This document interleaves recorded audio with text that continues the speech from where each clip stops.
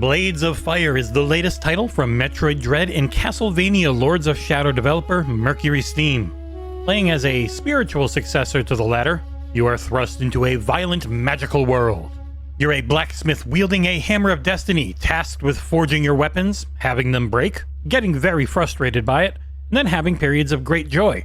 Interspersed with that is a decent story full of heavily repeated voice acting, Souls-like mechanics that ruin the flow of exploration, and ultimately, a well-crafted adventure that did pretty much everything I cannot stand in an action game.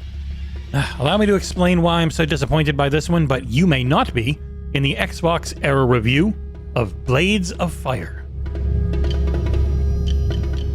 Our story begins with a queen's army robbing, pillaging, murdering, and just all around being evil to the inhabitants of these lands.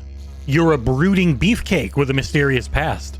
After an old friend gets just brutally murdered, he leaves to you a bequeathed magical hammer with which your journey then begins with his young twinkish friend. For upwards of 60 hours, you'll slash, poke, and smash your enemies to dust across varied locations, and that length broke me. After a few hours in, I was having a really decent amount of fun, though the game's Souls-like trappings weren't really helping.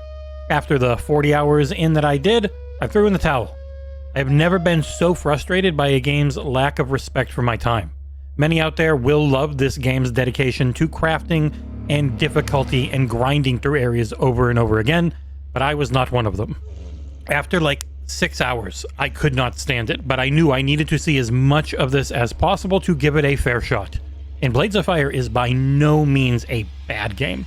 It's just made in a way that is antithetical to everything I come to gaming for. The Souls mechanics are mainly a bonfire system where you use an anvil to checkpoint, fast travel, rest up, etc. And whenever you rest, every enemy respawns. And this game has way too many of them. As Blades of Fire focuses on smithing, you get one of the few hammers that helped forge the world. With it, you'll craft spears, twin daggers, swords, hammers, and a lot more. It's a decently deep system, mostly tied to killing enough enemies to unlock a design recipe for a specific weapon. You'll find more also while out looting in the world, and there is an emphasis on exploring and fighting to progress. But having enemies that constantly respawn whenever you do rest, and your weapons also breaking all the time, led to enormous frustration. As you get deeper in, like 15, 20 or so hours, the amount you have to reforge does lighten up enough where it wasn't as frustrating. And the forge system itself is pretty neat at first. You'll do a little puzzly thing to get your way into getting a bunch of points to match the shape of your weapon. The faster you do it, the more times that weapon can be repaired before it is broken for good. Weapons break pretty much whenever they hit anything, and blades become fairly dull rather quickly. You can hold left on the D-pad to very quickly sharpen them at the cost of their overall durability. Hammers don't need to be sharpened, but they do seem to break pretty damn quick. Every enemy type is weak to a specific damage type, slashing, stabbing, or just big old hammering, etc. Your phase buttons will attack the head with Y, arms with X and B, or the body with A. And depending on the armor or magical protection, those areas will be either red and take no damage, yellow and take light damage, or green and take full damage, depending on, again, weapon type and where you're hitting them. The system's pretty fun at first, though it becomes a massive pain pretty quickly. When you attack, much like in any Souls game, your swings can, say, hit a wall and stop mid-animation. If you get too close to a ledge, you can just fall off, normally to your death, but sometimes to a big loss of HP. There's also a whole flask system that you only get back when you rest, and add it all up, and the fact that none of that happens to the computer, it makes combat feel real unfair. When I use a warhammer to hit a little tiny enemy 15 feet back and he just hits an invisible wall that he never goes through, but then if I was to say follow up, I would just fall right through it, it felt like bullshit. When an enemy swings at me through every part of the environment around them, but my sword swings and bounces off the tiniest bit of wall, it felt like bullshit again. This frustration is only made worse by the pretty obtuse level design and overall weak map system. I swear that a third or so of my 45 hours was spent trying to find where to go. You'll have the benefit of guides if you play through the game, so I know it's going to be more of a reviewer's frustration, but the unsung hero of From Software titles in general is how good their level design is. Things just make sense logically throughout them.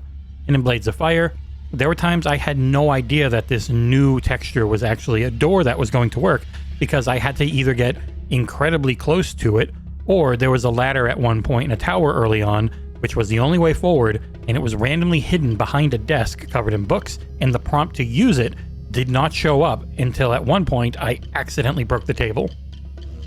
And there are numerous systems that you will unlock as you play through, with most requiring you to travel back to the person who can do them. Like there's one character you meet who will buy your weapons from you after they've earned Great Renown. You get it by murdering enemies as long as possible, so the more they can be repaired, the greater their renown they can gain. Instead of just like the regular trash mechanic to gain a little bit of your crafting resources back, you can sell them to her and you get a whole lot more. And Blades of Fire is full of interesting and cool ideas, and I do think there's going to be an audience that will enjoy its dedication to difficulty. Speaking of which, there's 3. You got hard, normal, and easy. I only tried normal and easy at the very end when I had thrown in the towel on playing more, as it does disable the main achievement. I noticed barely any difference, with my character doing seemingly no more damage and my weapons still breaking pretty quickly, with enemies only doing a little tiny bit less to me, even on easy. On the more positive note, Mercury Steam has once again used their engine for Blades of Fire, and the game looks and runs great on Xbox. Characters animate really well, locations have vibrant colors and solid texture work, and the frame rate was a rock-solid 60 FPS on, with only a few little tiny dips in some of the later crazy boss fights with gorgeous graphical effects popping off. The game's English dub is high quality, with a decent enough script being well read by the actors. It is failed though by how often some lines are repeated. In one sequence where I was leading a scaredy cat of a ghost man along a path, he said the same line like 200 times over the course of an hour or so. Every time I would mute the game or lower the volume to gain my sanity back, I'd then get attacked by something from behind, so I'd have to put it back on and go a little more crazy. Music, though, is pleasant, fitting the medievally magical themes of the land and the story pretty well. That story also went to a few places I was not expecting, but it still was just not enough to pull me to completing the game. I always try to, but this one broke me. I couldn't take the frustration I had of playing it anymore, despite of how technically well it is made. There's a lot of exploration that generally rewards you as well, with pieces to up your stamina and health meters, crafting materials, and more. Finding them was painful because of the respawning enemies, their high number count, and how often your weapons break. Wrapping things up, Blades of Fire is not going to be a game for everyone. It is beautiful, it runs great, and it has some design decisions that made me want to yoink my freaking hair out. It's also incredibly long, and I just don't think that is a benefit for the game in any meaningful way.